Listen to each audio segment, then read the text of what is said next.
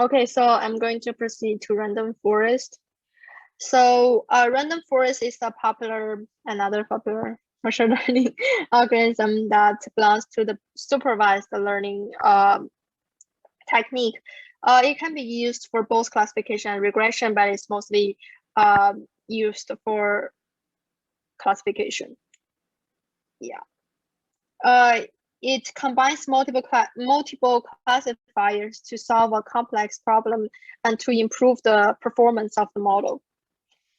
Random forest is a classifier that contains a number of decision trees on various subsets of the given data set and takes the advantage to improve the predictive accuracy of that data set.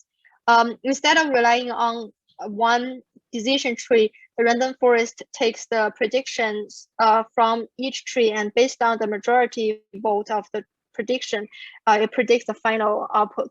So as we can see from this graph here, the training set is separated into subsets. And each of subsets is going to be passed into one of the decision tree, and each of the decision tree is able to generate one prediction, and it's going to be like the majority of the vote is going to be the final prediction. And there are some assumptions for random forest. So since random forest combines multiple trees to predict the class of datasets, it is possible that some decision tree may predict the correct output while others may not. But together, all trees predict the correct output. So that means like maybe this tree is predicting like wrong one, but because this is like a minority, so we're not taking care of this. We don't really care about what this is, but we give like the one that's the majority. So yeah, it's still correct. Yeah, with two assumptions for this random forest. The first one, there should be some actual values in the feature variable of the data set, so that the classifier can predict accurate result rather than guess result. And second, the prediction from each tree must have very low correlation. So the prediction from this tree and all this tree should be relatively independent.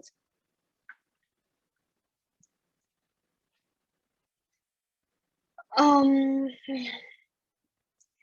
there are some advantage of using random forest. So first, it takes less training time as compared to other algorithms, and also it predicts output with very high accuracy.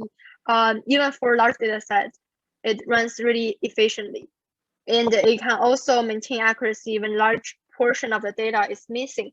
So the last point is the main reason that random forest gets so popular. Especially for some of the data, you have a lot of missing values. Random forest is the one that it goes for. I'm not going to just read these steps. It's not really useful. Okay, so let's just jump into this example here. So suppose there is there's a fruit basket, and you're giving this fruit baskets to a random forest classifier, and the data set is going to be divided into subsets and give to each of these decision tree. And during this training phase, each decision tree is produce a prediction result. And when a new data point occurs, then based on the majority of the result, the random forest classifier predicts the final decision. So it's like when you have this fruit basket, you subset it into 3 subsets, and you give them to each of the tree, and these 2 trees predicted to be apples, and this one predicted to be banana, and then you take the majority, which is apple, so you predict this to be an apple tree. I mean, yeah, an apple. I think this example is actually not so good. So let's proceed to the better one. So this here I'm using the iris data set instead of, yeah, we're really using a real data set, the iris one. And we use the random forest. We first subset into training and testing, validation, and then we use the random forest to predict the species based on all variables. And we use 100 trees to do this. And after, and then we want to see how does our classifier do, how is our classifier doing. So we can see for it's got 100% for this Setosa, and it's also doing a pretty good job on this other two. So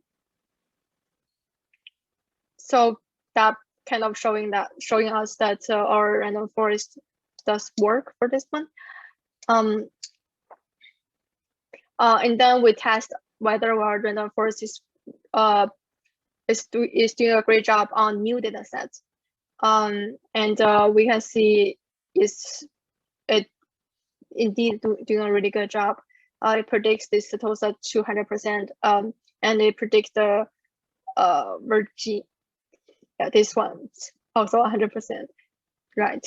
So yeah, also doing pretty good job on this one too. So it's saying that our random forest model is not only having a low bias, but also having a low variance. And now I want to just plot the ROC curve. So we can see we did a pretty good job too. Yeah, with the accuracy of 0.99, 0.9.